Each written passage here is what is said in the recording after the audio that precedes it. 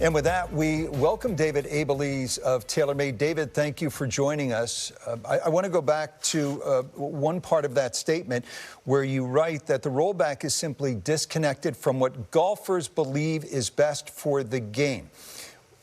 Your research tells you what in terms of what golfers think is best for the game?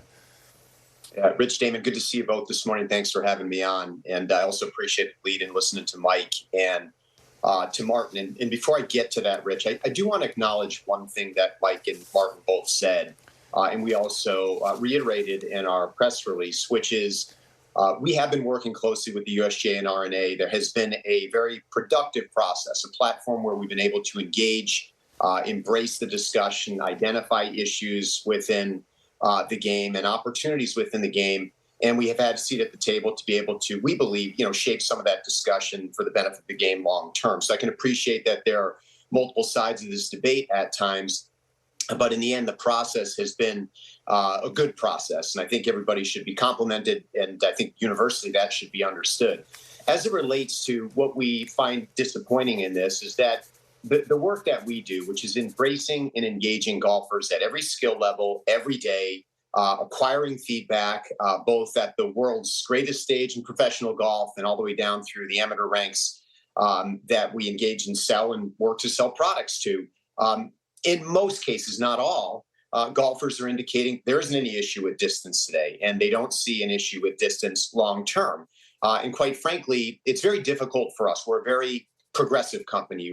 The concept of regressing or going backwards is not only uncommon for us, it's very difficult for us to actually navigate through. And the net effect is we're a company that values innovation. We value advanced technology. We value helping golfers of all skill levels play this game better, enjoy this game more, reducing barriers to entry. And over the course of the past couple of years, well documented, we've seen more golfers come into this game than ever before. We've seen women and juniors come into this game ever before. The energy around our sport, it has an all-time high. Participation rates are surging, and we think that that will benefit us all long term. So starting to move in a direction where we start to pull back on technical advancements and performance advancements against the well wishes of most golfers, to us is a difficult thing. And that's why we sit on the other side of this debate. We respect the discussion and certainly respect the arguments around it. We just don't happen to agree with them. David, this debate has been going on for a long, long time, many years, decades. Two of the best players to ever hold a golf club in their hand, Tiger Woods and Rory McIlroy, are members of your staff, of the TaylorMade staff. They are both pro rollback. They were both very clear about that last week. What are your thoughts to their reaction to the rollback?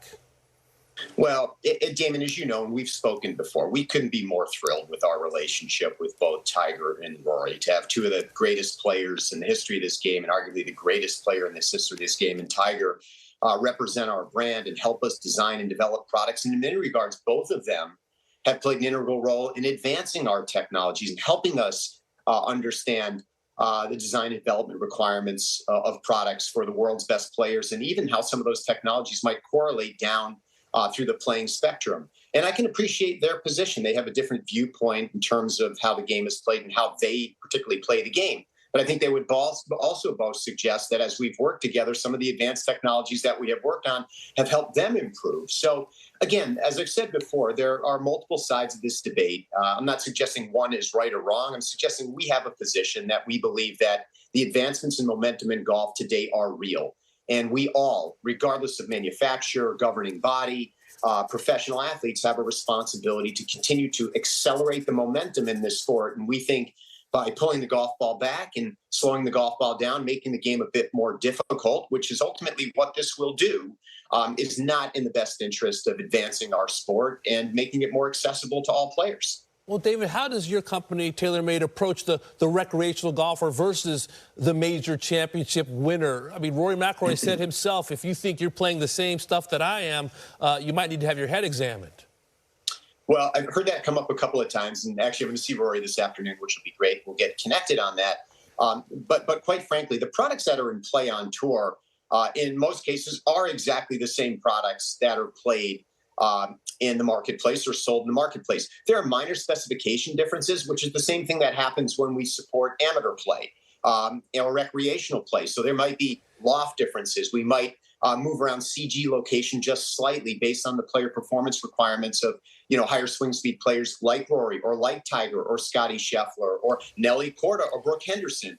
So, all TaylorMade athletes. So the net effect is when you go buy a Stealth 2 driver as an amateur, and you enjoy that product, or you buy a TP5 or 5X golf ball, that is the same product that's being played on tour. But you can adjust those products in the amateur play or post-purchase the same way we do make those adjustments with our tour technicians with the likes of Rory and Tiger. So I think that's what Rory's referencing is when we fit Rory into a new driver or we work on a new golf ball, we are making minor modifications and adjustments to those products, much like you can do commercially, to ultimately enhance his performance, help him see the flight characteristics, launch characteristics, and performance characteristics that enable him to play at his best. No different than the things that we try to do with amateur golfers across the spectrum of the universe of golf. David, respectfully, I think we all agree that the pandemic, horrific as it was, in terms of golf, it spiked participation. People saw it as a healthy outlet, a way to get outdoors. Was that technology driven, or was that, as I said, because people saw it as a way to enjoy the great outdoors? So, I mean, in other words, it's not entirely based on technology, this idea that people are coming to the game simply because they can hit a 460cc driver. There are other factors which are bringing people to the game beyond technology, and I would just, again, respectfully push back to say that if you're saying that this is going to drive people away, or that it's the game, not drive people away, that it's going to make the sport more difficult, aren't you in effect potentially driving people away by saying that? Yeah, Rich, in no way would I suggest or TaylorMade suggest that, the sadness of the pandemic wasn't felt by every one of us around the world, and nor, the silver lining about outdoor participation and the benefit of our sport, millions of golfers coming to our game, was unilaterally serviced by advanced technology. Absolutely not. Fortunately, we've got this incredible game we all love. Having the opportunity to play outside, play with different people, the social aspects of the game and the social aspects of how people live their lives through the pandemic absolutely was a major conduit to leading to more players.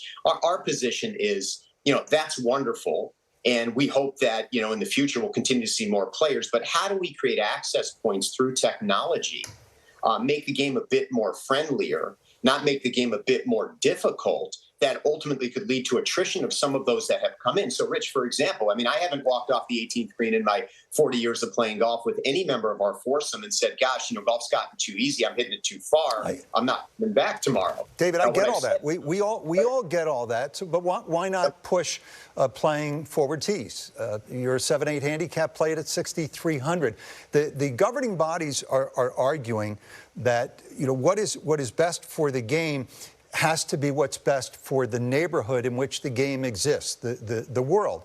And again, this is their contention that water as a resource is going to be increasingly scarce over the next few years. So wouldn't this be the time for a sport which has not had the best press through the years? Wouldn't this be the time to demonstrate to our neighbors that we're responsibly managing the footprint of golf, not expanding it?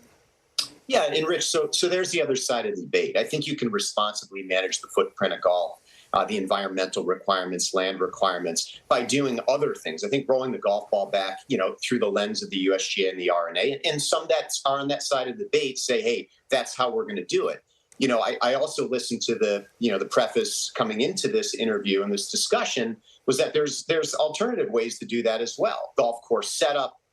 That's a big thing that really hasn't been discussed at deep length. And, how do we set fairway heights, or how do we revise landing areas, or how do we, approach golf course setup for the elite players that could test them differently, may take driver out of their hand from time to time. So, I think rolling back the golf ball, if you're on the side of the argument about preservation or sustainability, you can make an argument that. You can also make an argument that you can accomplish those things by not rolling back the golf ball and playing the game differently, which we've seen. It's not uncommon, or even there hasn't been a lack of discussion about some of the smaller golf courses, shorter golf courses, traditional golf courses like Brookline a couple of years ago, and what the scoring looks like there, what the scoring looks like at Riviera. Those golf courses may play out at 72, 7,400 yards, but their setup and the test of golf has changed. And if scoring's an issue or taking driver out of somebody's hands or players' hands is an issue, that certainly can be accomplished. And we have seen that. So there isn't one variable. If there is an issue, we don't believe this is a material issue that's going to solve this. But again, we're respectful of the process. We as a company, and make no mistake, you know us well, and the world of golf knows us well. We will play by the rules, number one. And number two, we are already working and will continue to work to advance technology to enhance performance, even if, there is a rollback. And so now there is a rollback. So we'll start the engine and R&D in a new way to look at performance variables, distance included, but importantly, feel, spin qualities, short game control, things that will ultimately enhance the performance capabilities of our products. But on this particular issue, we would have rather not seen a rollback in the golf ball. David, you are running a company, you're running a business. What are the projected costs to your R&D department, for example, and therefore projected costs to the consumer? Yeah, Damon, fortunately, I think one of the good outcomes of this discussion and this process with the USGA and R&A was time and the ability to start to make the appropriate infrastructure changes and R&D and product creation changes in our organization between now and 2028 for the elite level of play in 2030 for the rest of us. So, we're in a situation right now where we can plan around that. And if we have time to plan and advance new technologies through this new testing protocol, then we'll minimize the cost. One of the concerns we had up front is if this was an immediate change, we'd be running pathways and parallel pathways on two different design intents and two different product lines. And ultimately, that would cost us quite a bit of money to do that. So, listen, I'm not going to suggest that it isn't going to cost us more to invest in R&D to redesign golf balls and advance golf balls, but we do that as practice anyway to try to improve. So that's a lesser concern for us right now, given the timelines, and we appreciate the work that we did with the respective governing bodies to identify this spectrum of time that enables us to do that, both in terms of the product itself, the commercialization of the product, and the transition points at retail and in front of the consumer. David, lastly, bottom line, do you view this as a relatively minor development or a major disruption? Well, I think any time there's a rules change and one that affects the entire population of golf, and this will over time, it's more than newsworthy, and you guys are doing a terrific job covering this.